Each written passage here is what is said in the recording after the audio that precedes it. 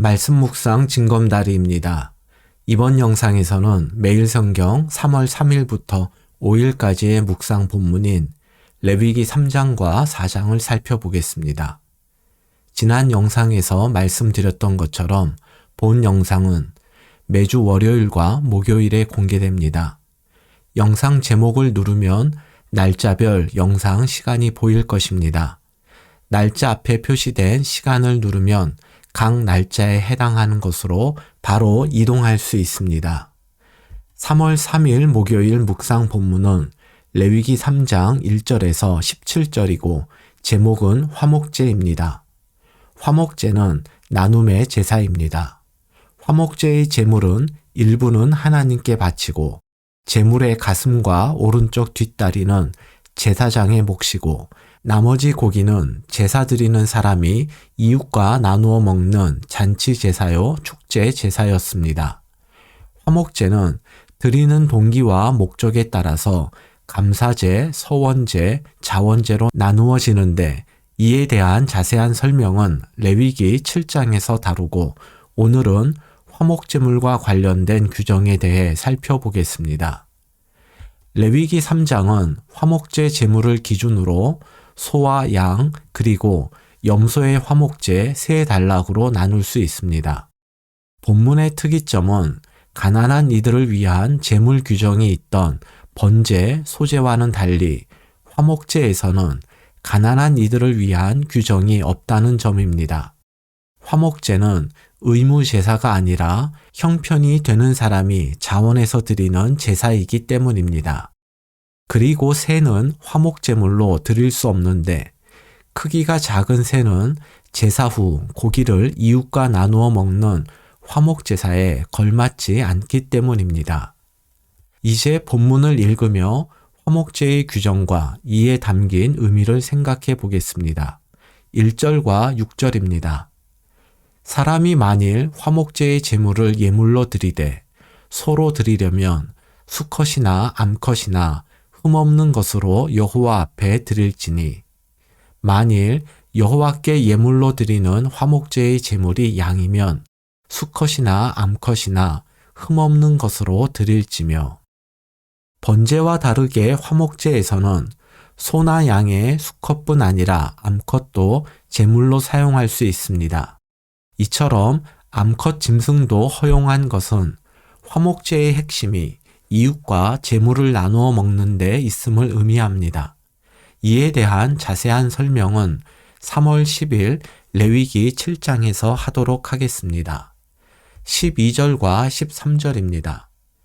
만일 그의 예물이 염소면 그것을 여호와 앞으로 끌어다가 그것의 머리에 안수하고 회막 앞에서 잡을 것이요 아론의 자손은 그 피를 제단 사방에 뿌릴 것이며 소나 양과 달리 염소를 화목제물로 바칠 때에는 흠없는 것을 바치라는 규정과 수컷과 암컷 모두 가능하다는 규정이 나오지 않습니다. 이것은 화목제의 제물 규정이 제물로 사용되는 모든 짐승에게 동일하게 적용되기 때문에 생략한 것으로 봅니다. 하지만 반복된 규정의 생략이 아니라 해도 문제가 되지 않습니다. 암수 규정이 없다는 것은 암컷도 제물이 될 수 있다는 의미이기 때문에 소와 양의 규정과 동일합니다. 여기서 문제가 되는 것은 흠없는 것을 바치라는 규정이 없다란 것입니다. 이 규정이 없다면 흠 있는 것을 제물로 바칠 수 있다고 해석할 수도 있는데 과연 이것이 가능할까요? 레위기 22장 23절입니다. 소나 양의 지체가 더하거나 덜하거나 한 것은 너희가 자원 제물로는 쓰려니와 서원 제물로 드리면 기쁘게 받으심이 되지 못하리라. 지체가 더하거나 덜하거나는 신체의 일부가 많거나 적은 것이 아니라 지나치게 작거나 큰 것을 뜻합니다.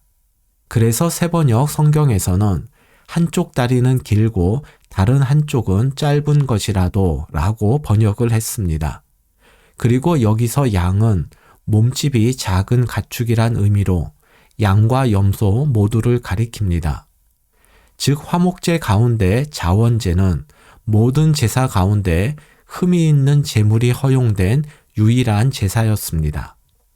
감사 제목이 있을 때 드리는 감사제나 서원을 이룬 후에 드리는 서원제와 달리 자원제는 특별한 이유 없이 자발적으로 드리는 제사였습니다. 하나님께서 자원제의 제물 기준을 상대적으로 낮추신 것을 볼 때 하나님은 우리가 감사할 이유가 있을 때뿐 아니라 범사에 감사하길 원하고 계심을 알 수 있습니다. 3절과 4절입니다. 그는 또 그 화목제의 제물 중에서 여호와께 화제를 드릴지니 곧 내장에 덮인 기름과 내장에 붙은 모든 기름과 두 콩팥과 그 위의 기름 곧 허리 쪽에 있는 것과 간에 덮인 거풀을 콩팥과 함께 떼어낼 것이요. 화목제물 가운데 하나님께 바칠 부분은 내장을 둘러싼 기름과 콩팥입니다. 여기서 기름은 지방, 즉 짐승의 비계를 말합니다. 내장의 기름과 콩팥을 하나님께 바치는 이유가 성경에 나오지는 않습니다. 그러나 기름으로 번역된 히브리어가 구약 성경에서 가장 좋은 것이란 의미로 사용되는 것을 볼 때 내장의 기름을 하나님께 바치는 것은 가장 좋은 것을 하나님께 드린다는 의미로 생각할 수 있습니다. 히브리인들은 콩팥을 인격의 중심 처소로 생각했습니다. 그래서 콩팥으로 번역된 히브리어가 마음, 양심, 뜻으로도 번역이 되었습니다. 이러한 의미를 생각할 때 내장의 기름과 콩팥을 하나님께 드리는 것은 자원에서 드리는 화목제사의 핵심이 제사 드리는 사람의 꾸미지 않는 진실한 마음에 있다고 할 수 있습니다. 그런데 9절에 나오듯 소나 염소와 달리 양을 바칠 때에는 양의 기름진 꼬리도 함께 바쳐야 했습니다. 고대 근동 지역의 양의 꼬리는 화면에 나오는 그림처럼 매우 크고 길었다고 합니다.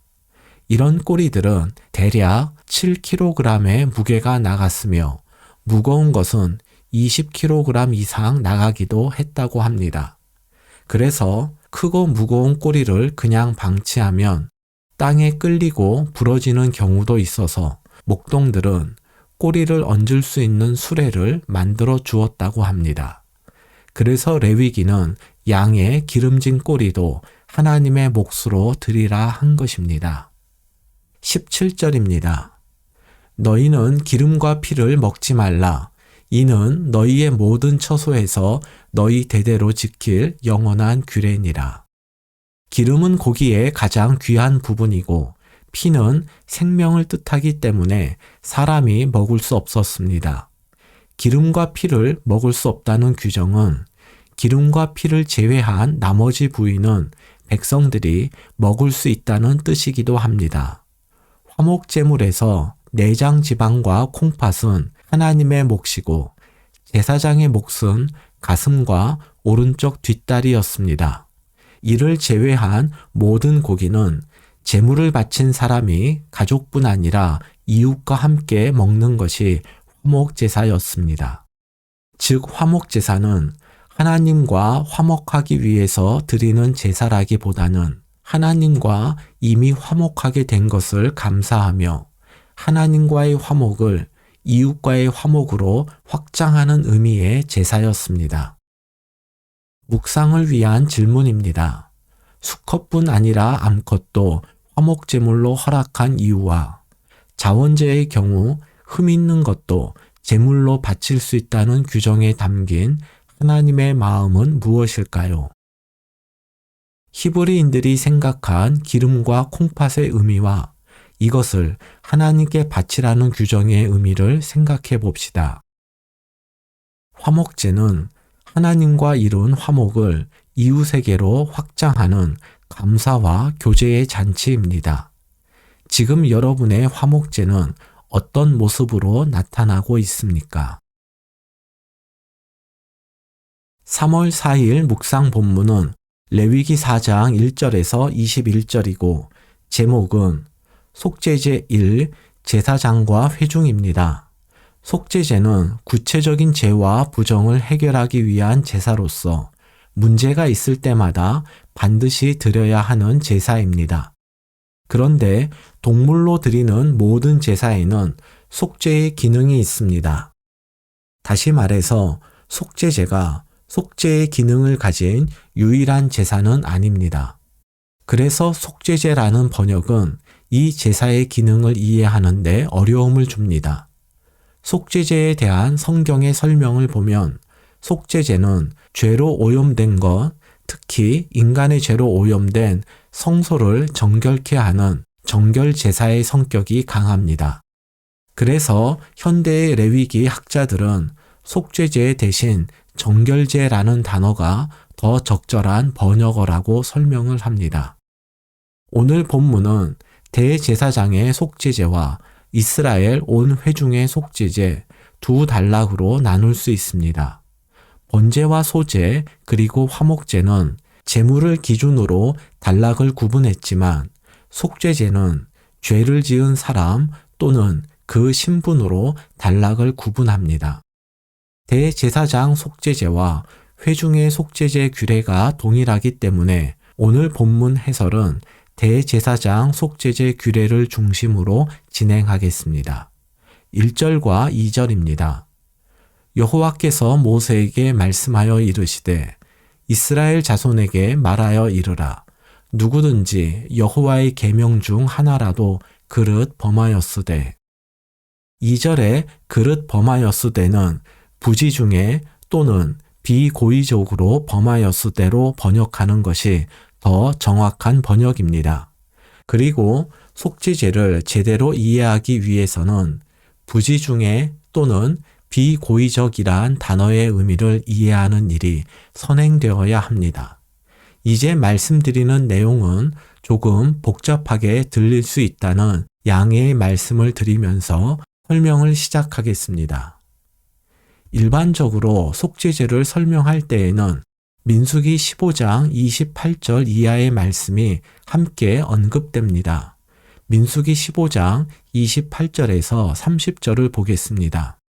제사장은 그 부지 중에 범죄한 사람이 부지 중에 여호와 앞에 범한 죄를 위하여 속죄하여 그 죄를 속할지니 그리하면 사함을 얻으리라.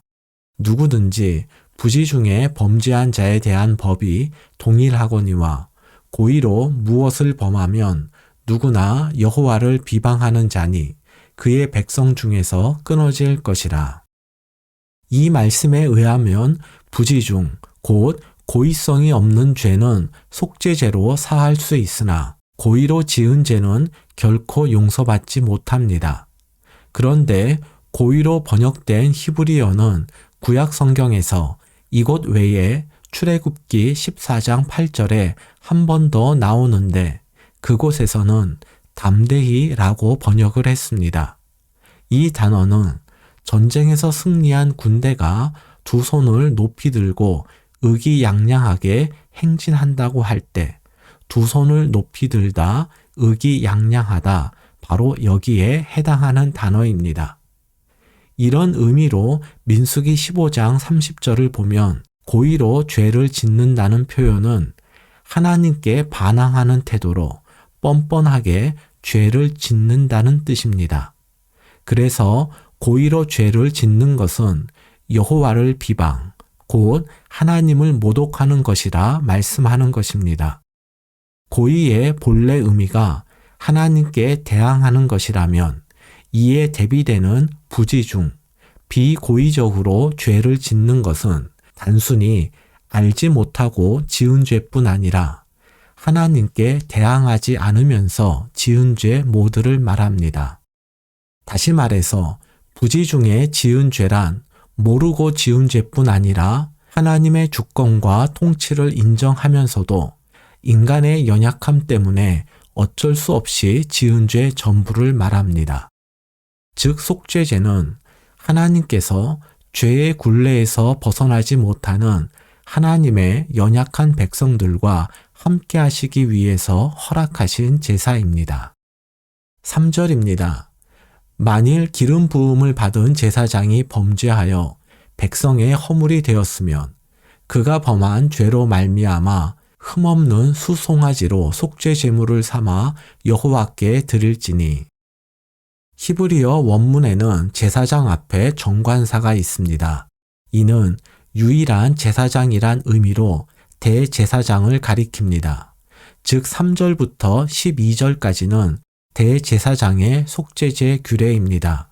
그러나 성경에는 일반 제사장의 속죄제 규례가 나오지 않기 때문에 대제사장 속죄제 규례가 일반 제사장들에게도 동일하게 적용되었다고 볼 수 있습니다.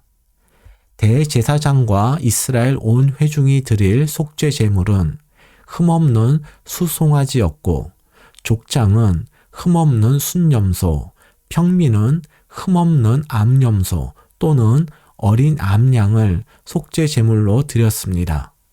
이 외에도 가난한 자들을 위해서 비둘기와 곡식도 속죄 제물로 드릴 수 있습니다.